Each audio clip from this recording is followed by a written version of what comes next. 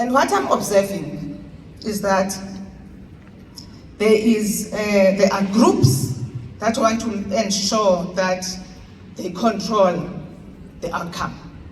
And that is new, right through history. Whenever we go through a period of major social change, there are always those groups that want to control the situation. And what we have observed, for instance, is that the change is happening. Whether we like it or not, it is happening. And what we don't know is where we're going to end up. Right? That one we don't know. But it is certain that change will happen. And I just want to focus on a topic that is close to my heart, which is gender inequality. We see, for instance, in America, where there's just such a pushback around this topic. People want to maintain the status quo or dial back the clock, and turn it back, and that is not possible because change is inevitable in this area. What we need to understand is that the reality is that the role of women in society has changed. And women are opening up or waking up to who they are. And there's a growing confidence in terms of their capabilities. Because they used to know that the identity of women has been defined by society.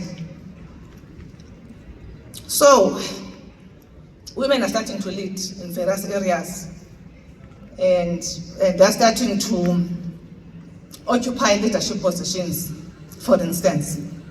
There's data now that 66% of graduates in South Africa are women.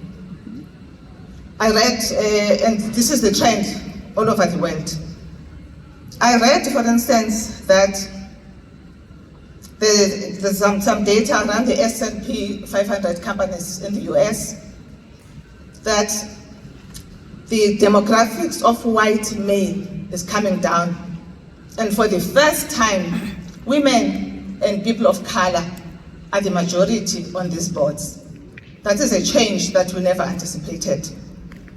And then when it comes to, the other major change that actually shocked me was the appointment of a woman at the head of the Church of England. We never thought we'd see that in our lifetime. It says that this change is happening. And the reason was the previous leader had to step down because of unethical behavior. So this issue of ethics is everywhere.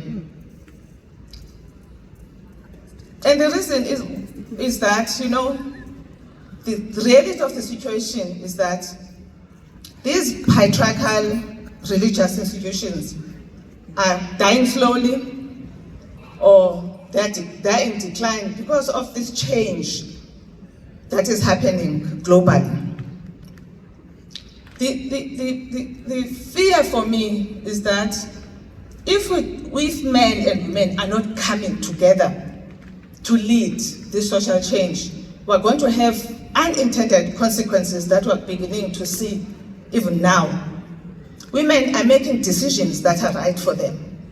We have a crisis of a global birth rate in the West because women are taking decisions to say we are not prepared to give birth for a society that is not supporting us, and we have to carry the burden alone. We're seeing trends of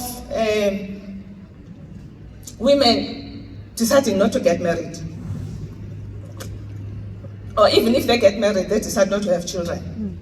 Because again, they are saying, we are tired of carrying the burden of our traditional responsibilities around family without support. We're choosing our careers like everyone else.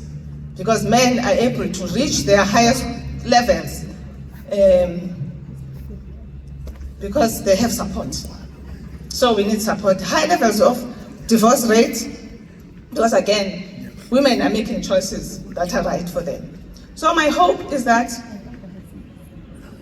we'll learn from history.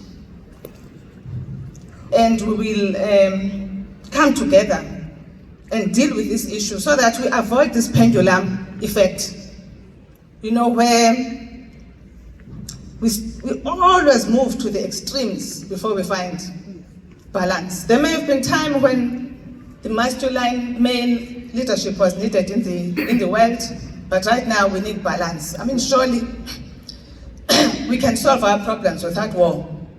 Yeah. And now, after all the distractions and the death, we must come back and be excited that there's a peace treaty. Really, we need women to provide leadership in cases like this. Now, when it comes to this social change, if we remember the great social change of the 16th and 17th centuries, there were again these groups that wanted to control the outcome. But in spite of the wars, in spite of the resistance to change, social change happened. We are beneficiaries of that social change today. So this social change is going to happen even in this area of inequality. That's why I'm advocating that we manage it beforehand. On issue of, technology,